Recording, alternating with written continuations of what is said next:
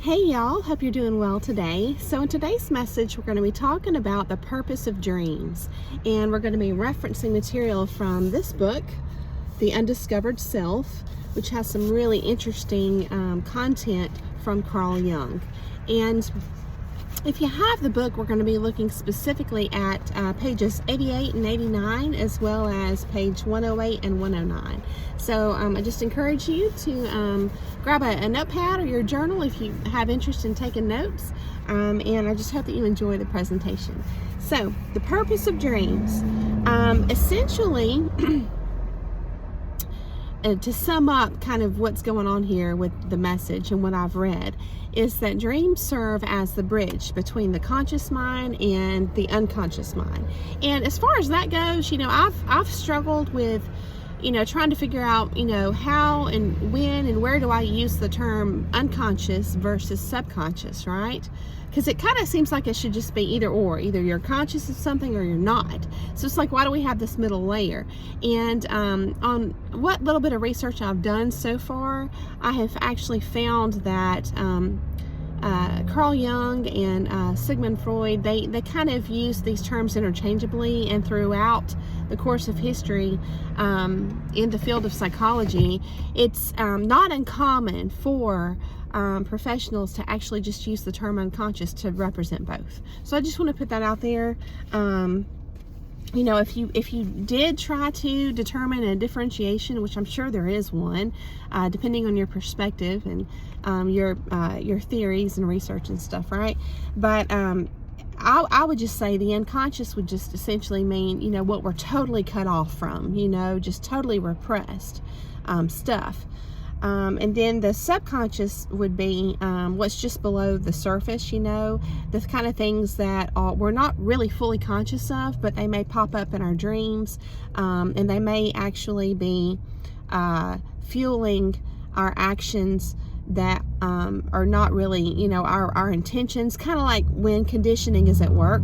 You know what I mean? That kind of stuff can fall under the subconscious. And then there's the theory of the unconscious part of us being part of what you might call the mind of God, or the collective unconscious, kind of like what ties us all together. And so that's what's always intrigued me about Carl Jung, is his interest in and study of archetypal images, and how they seem to cross cultural and time boundaries, and pop up all over the world in just all, everybody's dreams, really. And how a lot of times there's no explanation. It's kind of like when you have a dream, you wake up and you're like, that was weird, and you try to, think about the movies you just watched the night before, or whatever it was you were exposed to, a story a friend was telling you, and you're, sometimes you can say, yeah, I totally see why I had this wild dream, and it had all these random elements, because you can trace all the elements back to something in your recent experience, right? Your waking life experience. But then sometimes you have dreams where it's out of nowhere, right? And I don't know if you've ever experienced this, but I have, and others that I know have as well, where you can have a dream that you just know in your bones is meaningful in some way, and later on, as you are living your life, things transpire in your experience, and you remember that dream, and you realize it was kind of prophetic. It was foretelling, right? And so as a spiritual person, you can certainly bring that element into your lens for viewing and understanding your dreams, that there is a spiritual or a numinous element to it. And so I just think they're fascinating, and I just hope that you enjoy what I'm going to share with you all today. So when we're trying to figure out life and make sense of things, right? What we can come to understand is that the biggest revelations that we'll ever have are not really out of reach, but they are there, present, just waiting for discovery. You see what I mean? If you look at this through the lens of, a shared kind of cosmic mind, or the mind of God, and again, through the Christian lens, you might say the body of Christ, that there's some element that does connect us all, even though we're not fully conscious of it, 24/7, right? Essentially what I'm saying is these big keys or these big puzzle pieces or revelations or whatever it is that can really just rock your world and bring you to a new level of awareness. It's like they're hiding behind our conscious mind somewhere. Again, it's like they're waiting for discovery, okay? And so the dream process brings these hidden things to the forefront of our conscious awareness through or in archetypal images, okay? Again, you might consider these part of the collective mind. And Carl Jung made a lot of good arguments for that being the case. So I found it really interesting. I read just a little bit. I don't think it was in this book. I don't remember what book it was. I think it may have been the Inner World of Trauma that I shared with y'all in the last video. But there was apparently a little bit of a debate between Carl Jung and Sigmund Freud, because they were trying to bring together their research and collaborate, but there was this kind of big difference between them. And from what I can make sense of, it essentially is around this numinous aspect. It's like Sigmund Freud was very much just logical, hard logic, and he drew the line there. And then you had Carl Jung, who was open to you might call esoteric, the numinous, the spiritual. There's this other element that's yet to be discovered. And I love that. I love that about Carl Jung, because to me, it just represents an open mind. You know what I mean? It's not somebody that's rigid and cut off and unwilling to learn and grow and expand. But I definitely think there's value brought to the table by everyone that pursues knowledge, So even Sigmund Freud, I appreciate his efforts as well. But yeah, Carl Jung was kind of more open to the what you might call the supernatural, right? So let me go ahead and share some stuff from this book. and let me.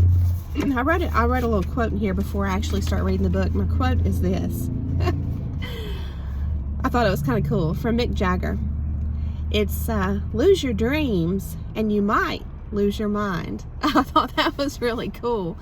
I looked at the etymology of the word mind, before we dig into the content. I just want to share this with you.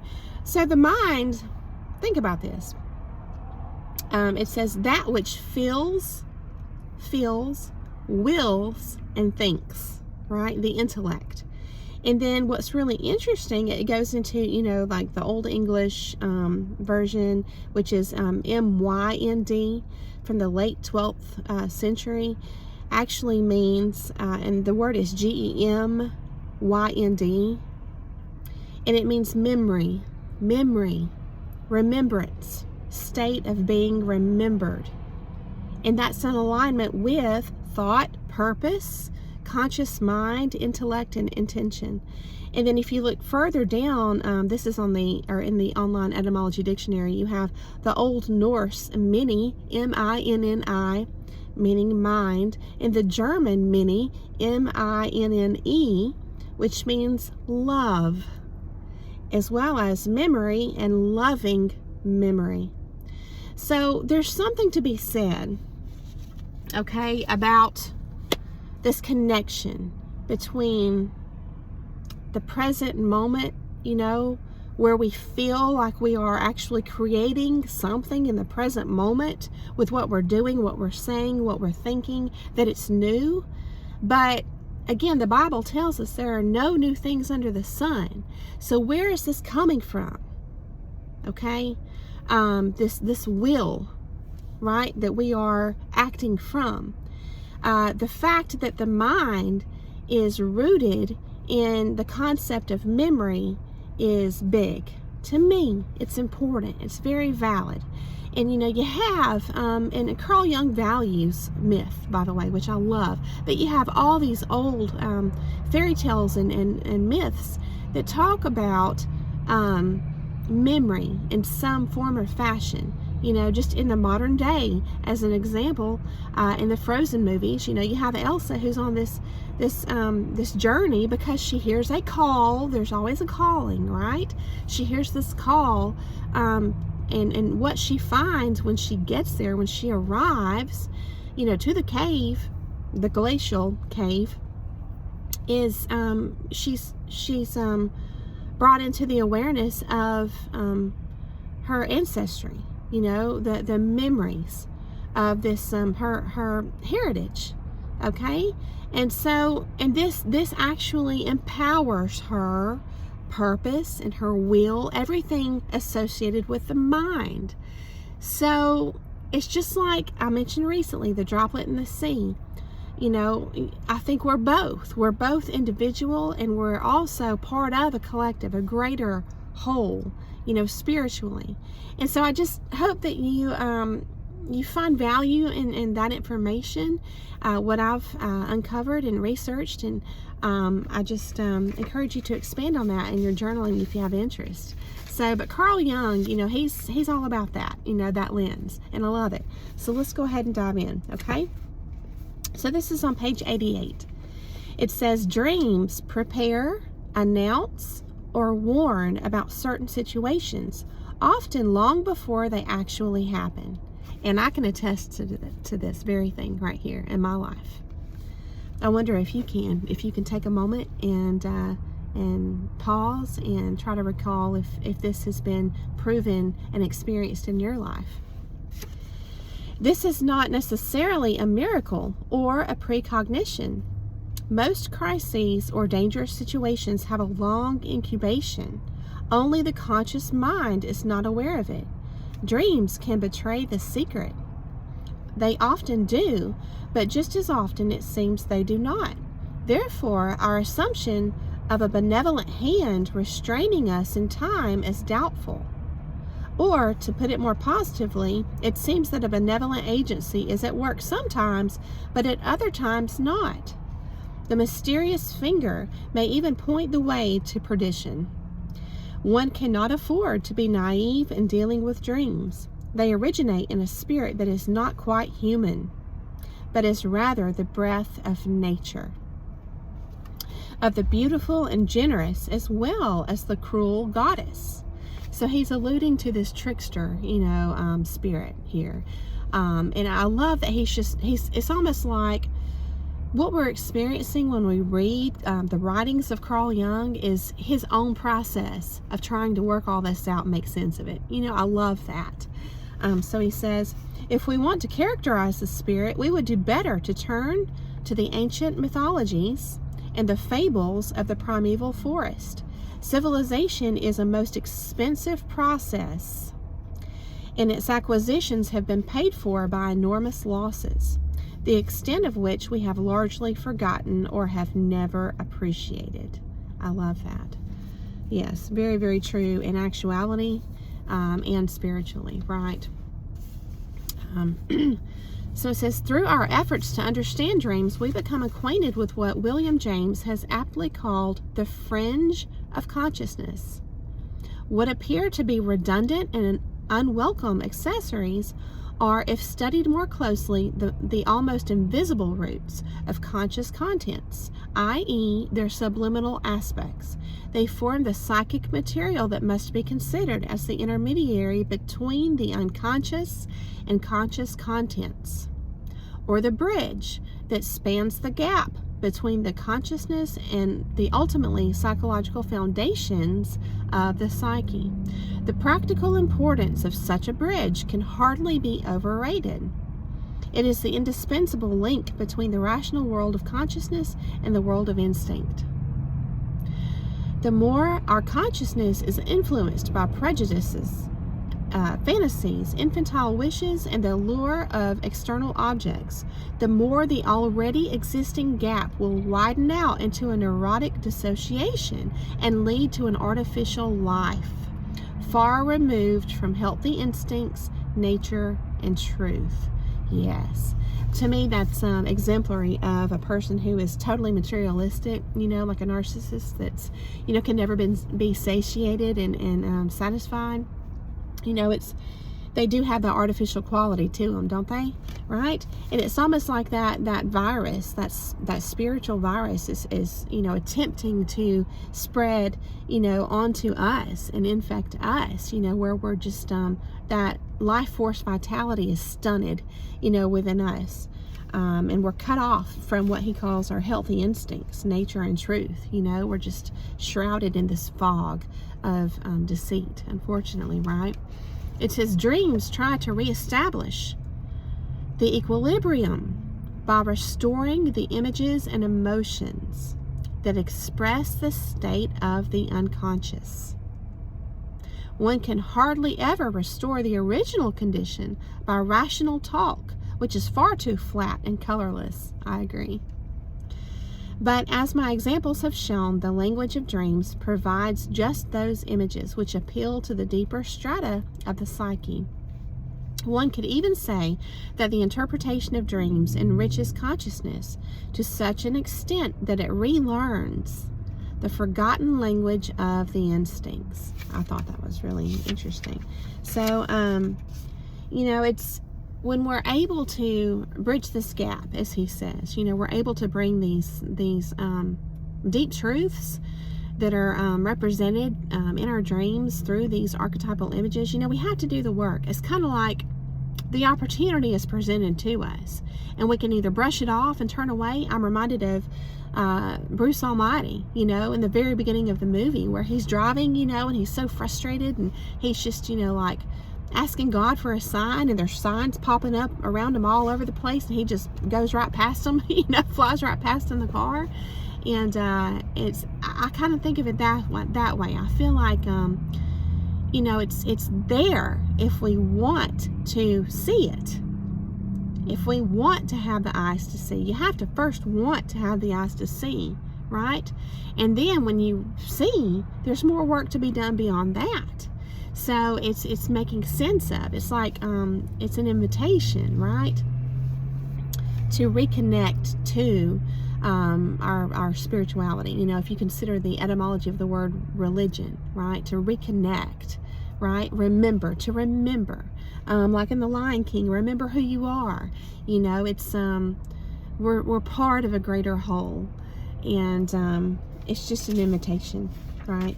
And so my point here is that if we take it and we do the work, then we are able to connect so many things and make sense of things, and then therefore we can take action, which is really important, because that's what it takes, to make an impact in your own life and in the lives of others. It has to be, effort on our part.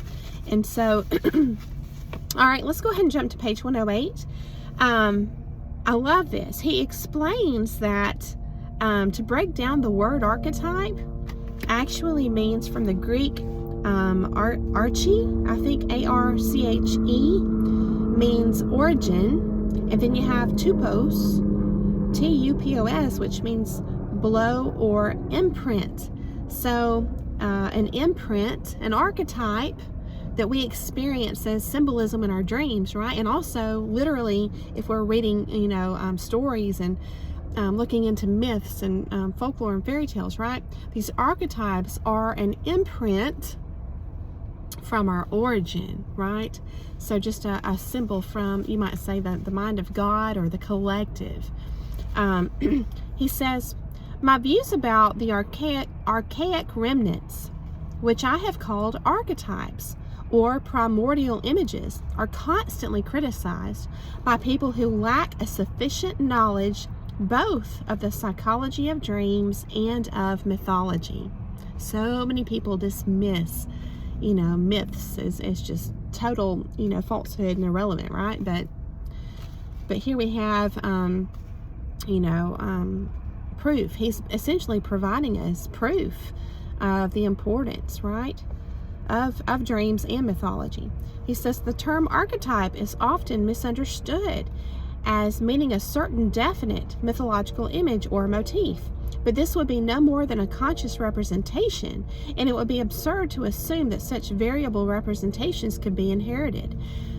The archetype is, on the contrary, an inherited tendency of the human mind to form representations of mythological motifs, representations that vary a great deal without losing their basic pattern. So we're looking at the patterns, right? And we're trying to expand our minds enough to understand that, the symbolism can present differently, okay? There are, for instance, numerous representations of the motif of the hostile brothers, but the motif remains the same. This inherited tendency is instinctive, like the specific impulse of nest building, migration, etc. in birds. One finds these representations, collectives, practically everywhere, characterized by the same or similar motifs. They cannot be assigned to any particular time or region or race. They are without known origin, and they can reproduce themselves even where transmission through migration must be ruled out. My critics have also incorrectly assumed that by archetypes I mean inherited ideas, and on this ground have dismissed the concept of the archetype as a mere superstition. But if archetypes were ideas that originated in our conscious mind or were acquired by it, one would certainly understand them. It would not be astonished and bewildered when they appear in consciousness. So here is just an invitation. I'm going to pause here and present this through the lens of an invitation to consider what we call synchronicities, or confirmations that we have when we see things in real life, our waking life, that are like, wow, that the fact that I saw this particular thing, at this particular time, and it is what it is, and it's, it's like fitting into this grander picture, right? This unveiling, you might say, of a message that you're receiving, synchronicities, things like this. So I love how he ropes that in here, where he's talking about, when they appear in consciousness. He says, I can remember many cases of people who have consulted me because they were baffled by their own or their children's dreams. The reason was that the dreams contained images that could not be traced to anything they remembered, and they could not explain where their children could have picked up such strange and incomprehensible ideas. These people were highly educated persons, sometimes psychiatrists themselves. One of them was a professor who had a sudden vision and thought he was crazy. He came to me in a state of complete panic. I simply took a 400-year-old volume from the shelf and showed him an old woodcut,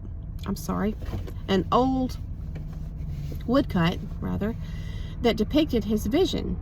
You don't need to be crazy, I told him. They all knew about your vision 400 years ago. Whereupon he sat down entirely deflated, but once more normal. And then the next section opens with this. I just want to share this. It says, I particularly remember the case of a man who was himself a psychiatrist. So he, what happens here is this other psychiatrist that goes to visit Carl Jung for consultation. He brings some examples that his daughter had dreamt of that were very symbolic, and they kind of go into examining those together, which is really interesting. And so he says the dreams have a decidedly peculiar character, for their leading thoughts are in a way like philosophical problems. So it's kind of like we have this invitation to go on a treasure hunt, to solve problems, but they're grand problems. They're philosophical, they're spiritual, and